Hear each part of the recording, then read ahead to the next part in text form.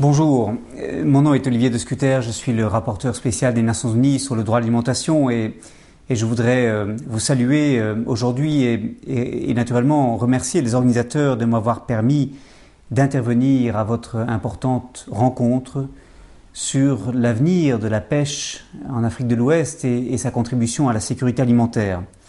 Je remercie mon ami André Standing, un des meilleurs chercheurs que je connaisse sur cette question, d'avoir pris l'initiative de proposer cette rencontre virtuelle avec vous. Je voudrais naturellement aussi saluer la présence et la participation active dans cette discussion de l'Organisation des Nations Unies pour l'agriculture et l'alimentation, la FAO, et son département des pêches et de l'aquaculture avec lequel j'ai beaucoup travaillé au cours des mois passés.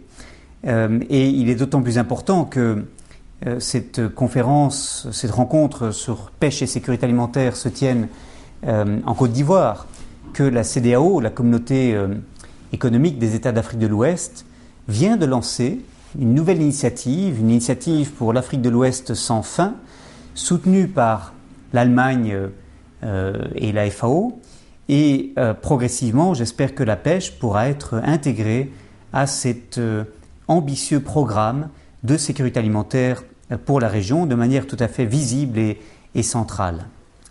Et en effet, une des choses qui m'a frappé lorsque j'ai travaillé sur la question de la pêche dans mon dernier rapport à l'Assemblée générale des Nations Unies qui a été présenté en octobre dernier à New York, c'est au fond que la question de la pêche, pourtant tellement importante à la sécurité alimentaire, est une question souvent négligée.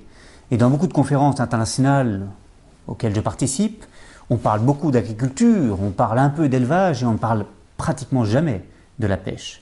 Et pourtant la pêche à l'échelle mondiale représente 15% des apports de protéines d'origine animale et ce chiffre est de 20% dans les pays pauvres à déficit alimentaire. Et en Afrique de l'Ouest, dans les pays qui ont des côtes sur l'océan Atlantique, on a une contribution du poisson qui est considérable dans les régimes alimentaires. Près de la moitié des apports en protéines animales viennent de la consommation de poissons. C'est donc tout à fait important comme moyen de lutter contre l'insécurité alimentaire que de garantir la pêche dans les meilleures conditions. À l'échelle mondiale, la pêche fait vivre 200 millions de personnes, environ 54 millions de personnes comme pêcheurs ou comme gérants, exploitants d'aquaculture et environ 150 millions de personnes dans la filière du poisson, que ce soit en amont, dans la préparation des filets par exemple, ou que ce soit en aval, dans la préparation du poisson en vue de sa vente ou dans sa commercialisation. Donc le poisson, ce n'est pas seulement une source de revenus pour les pêcheurs, c'est aussi quelque chose qui fait vivre une partie importante de la population des régions côtières. Mais malgré ces chiffres tout à fait importants, on n'accorde pas à la pêche l'attention qu'elle mérite, et je dirais la pêche artisanale des pêcheurs traditionnels est encore plus invisible. On pourrait presque parler d'une invisibilité dans l'invisibilité pour ces pêcheurs traditionnels. Et en effet, une partie significative des prises par les petits pêcheurs artisanaux ne sont pas reprises dans les statistiques officielles. On fait comme si ces pêcheurs n'existaient pas pour cette raison-là. Et en outre, parfois, il s'agit d'une activité purement occasionnelle pour des populations dans les zones côtières qui, en période de crise, peuvent pêcher pour compenser le prix trop élevé des aliments qu'ils pourraient acheter sur le marché et ne font pas de la pêche une pratique professionnelle constante.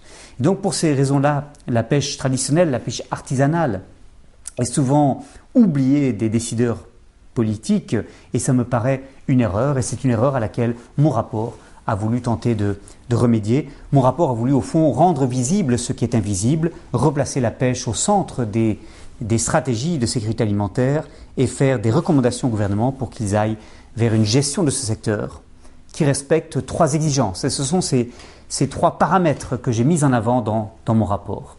Premier paramètre, exigence de productivité pour faire face à l'augmentation de la demande mondiale de poissons. On a, avec le poisson, une source importante de protéines animales de bonne qualité et de micronutriments essentiels et la demande de poissons est en forte augmentation. Elle sera en forte augmentation dans les années qui viennent. Il faut par conséquent investir dans ces filières, mais le faire de manière responsable, et je propose notamment que l'on fasse plus pour l'aquaculture, qui s'est développée de manière tout à fait impressionnante en Asie et notamment en Chine au cours des 20 dernières années, mais très peu ou pratiquement pas en Afrique et en Amérique latine. Et ça me paraît un secteur qu'il faut renforcer de manière tout à fait prioritaire. Première exigence donc, exigence de productivité. Deuxième exigence, c'est l'exigence de soutenabilité environnementale. Et je m'expliquerai sur ce point. Il faut absolument que nous allions vers une gestion du secteur de la pêche qui soit plus durable, qui soit plus consciente des enjeux environnementaux derrière la manière dont nous pêchons. Troisièmement, enfin, exigence d'équité sociale. Il faut s'assurer que la pêche soit gérée de manière à réduire la pauvreté rurale, de manière à permettre l'augmentation des revenus des pêcheurs artisanaux, des populations les plus pauvres qui dépendent de la pêche pour leur subsistance. Pour aborder ce triangle, si vous voulez, ces trois exigences simultanément, je suis parti d'une sorte de diagnostic sur l'état de la pêche aujourd'hui. Et mes constats sont nombreux, ils sont dans le rapport, mais je voudrais les synthétiser en 3 points. Premier point, la situation actuelle n'est tout simplement pas tenable. Nous avons aujourd'hui une situation où la surpêche menace la capacité de la pêche à continuer de produire de manière à rencontrer l'augmentation de la demande. Entre 1970 et 1990, sur une période de 20 ans, les capacités de récolte ont augmenté 8 fois plus vite que les quantités de poissons débarqués sur les côtes. La flotte mondiale a une capacité aujourd'hui 2 fois supérieure à ce qui permettrait une exploitation durable des océans et des mers. Des pratiques destructrices telles que le chalutage industriel par le fond ou l'écrémage, c'est-à-dire le fait de rejeter à la mer les poissons trop petits qui ne pourront pas être commercialisés, mais que ces poissons soient pris, accroissent le phénomène de surpêche. Et enfin, on a bien sûr à faire face dans ce domaine comme dans d'autres aux défis que représente le changement climatique, avec ici une acidification des océans qui résulte du réchauffement de la planète, ce qui menace le plancton, ce qui menace les récifs coralliens et ce qui, en définitive, menace la capacité des stocks de poissons de continuer de prospérer. Ces menaces, prises ensemble, aboutissent à renforcer la concurrence pour l'accaparement des ressources marines et notamment la concurrence entre la pêche industrielle et la pêche artisanale. La pêche industrielle qui longtemps a été dominée par un petit nombre d'acteurs. Dans l'Union européenne, l'Espagne, la France en particulier, les États-Unis, le Canada, la Fédération de Russie, le Japon bien entendu, et puis de plus en plus on voit apparaître des très grands chalutiers de Chine et de Corée, et on a aujourd'hui une pression de plus en plus forte sur les ressources qui vient du développement de cette pêche industrielle tout à fait impressionnante dans ses capacités. Mais cette pêche industrielle fait concurrence aux petits pêcheurs artisanaux traditionnels et cette concurrence malheureusement est une concurrence très inégale qui risque de tourner au détriment de ces derniers, de ces pêcheurs traditionnels. Premier constat. Deuxième constat, c'est que nous avons aujourd'hui une mondialisation accrue de la pêche. Environ 40% du poisson pêché aujourd'hui est vendu sur les marchés internationaux. Et ceci est très considérable. Pour le riz, par exemple, 7% du riz seulement est vendu sur les marchés internationaux, à peu près 20% du blé, 30% du soja. Donc, ce chiffre de 40% montre à quel point la pêche est un secteur fortement mondialisé. Cette mondialisation se développe grâce à des accords bilatéraux qui garantissent des droits d'accès pour les industriels aux zones poissonneuses des pays en développement, de leur zone économique exclusive en particulier, mais ceci n'est pas sans quelques dangers. Bien sûr, il y a des opportunités dans ce développement. Et par exemple, les pêcheurs de crevettes au Sri Lanka font des bénéfices grâce à l'exportation de la crevette dont ils ont pu assurer la maîtrise. Et c'est extrêmement bien que les opportunités d'exporter soient développées pour ces petits pêcheurs de crevettes au Sri Lanka. Ce cas n'est cependant pas la règle. Et en général, ce que j'ai constaté, ce sont des dangers dans cette mondialisation très rapide du secteur de la pêche. D'abord parce que pour un État qui exporte l'essentiel de sa pêche pour ensuite importer ce dont sa population va se nourrir, cette dépendance dans laquelle l'État se met de l'évolution des prix relatifs de ce qu'il vend et de ce qu'il achète peut être source de vulnérabilité.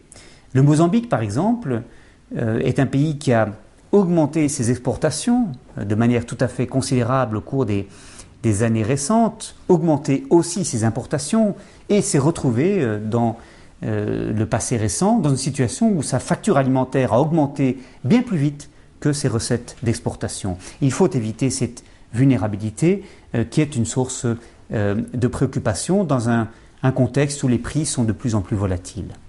Deuxième danger, c'est que les accords de pêche auxquels j'ai fait allusion, permettant aux grandes puissances de pêche industrielle d'accaparer les ressources halieutiques des pays en développement, sont des accords parfois très déséquilibrés, avec peu de bénéfices pour les pays en développement qui sont les pays où les poissons se trouvent, et avec une faible capacité pour ces pays de contrôler le respect des accords de pêche, notamment lorsqu'ils ont des côtes longues et difficiles à surveiller, avec très souvent des moyens très réduits, notamment en ce qui concerne les gardes-côtes et les navires qui peuvent contrôler les prises de poissons dans ces régions.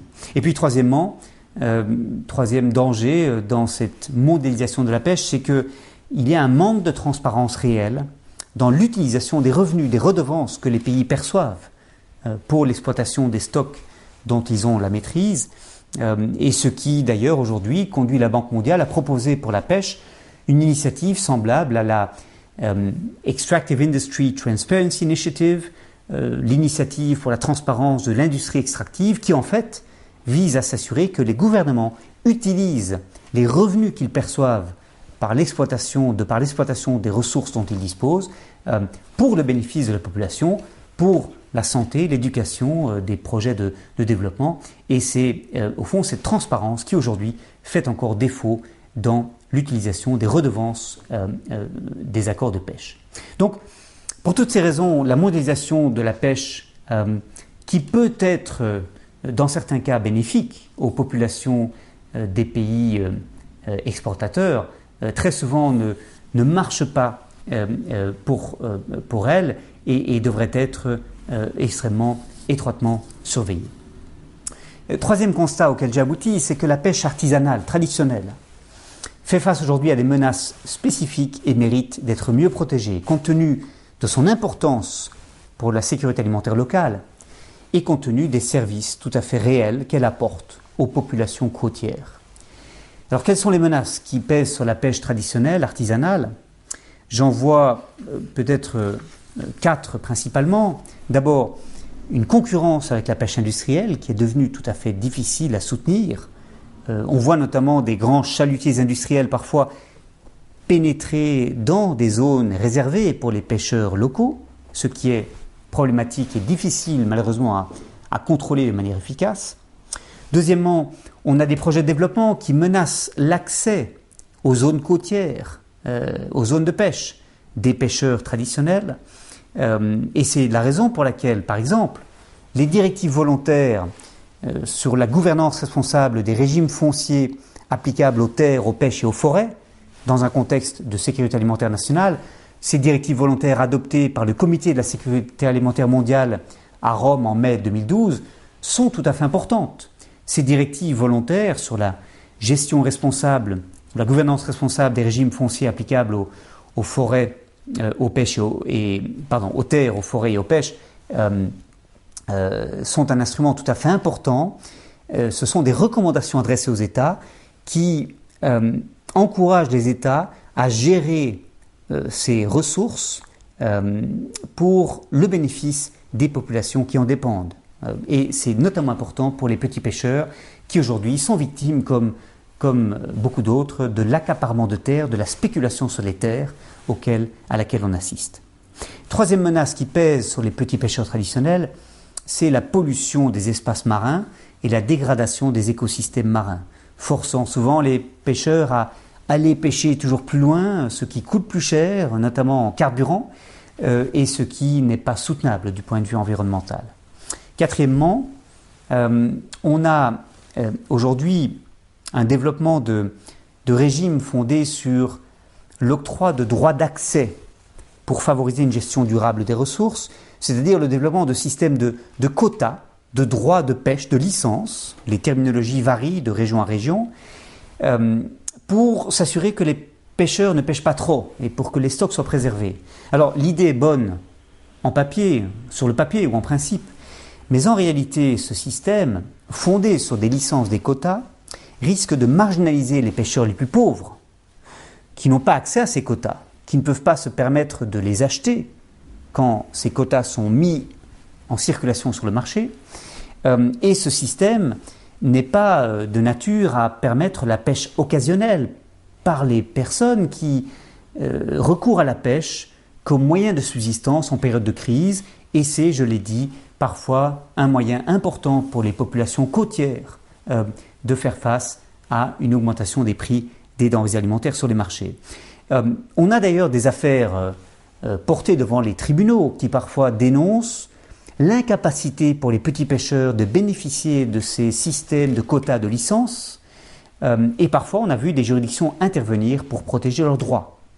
Ce fut le cas en Afrique du Sud avec une affaire Kenneth George qui a obligé l'Afrique du Sud à revoir une politique de gestion des stocks halieutiques et qui a obligé l'Afrique du Sud à protéger mieux l'accès des pêcheurs traditionnels aux poissons dans une réforme législative qui finalement a vu le jour en mai 2012 grâce à l'intervention des tribunaux. Et c'est également la position qu'a adoptée le Comité des droits de l'homme des Nations Unies qui protège les droits des petits pêcheurs à l'accès à leurs moyens de subsistance.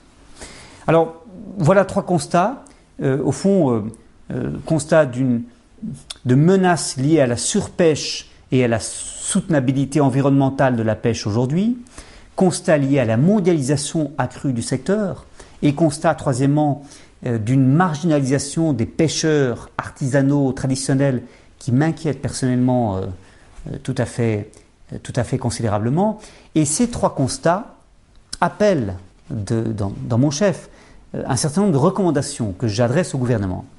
Alors ces recommandations, je ne peux pas les détailler ici, elles sont détaillées dans le rapport que j'ai remis et présenté à l'Assemblée générale des Nations Unies, mais je voudrais peut-être mettre en avant trois recommandations principales. Premièrement, les accords de pêche qui sont conclus en grand nombre par les pays en développement, qui sont des pays avec d'importantes ressources halieutiques, qu'ils n'exploitent pas toujours eux-mêmes et dont ils cèdent les droits d'exploitation à des pêcheurs industriels des pays riches, ces accords de pêche doivent faire l'objet d'études d'impact systématiques pour mesurer notamment l'impact de ces accords sur la sécurité alimentaire locale.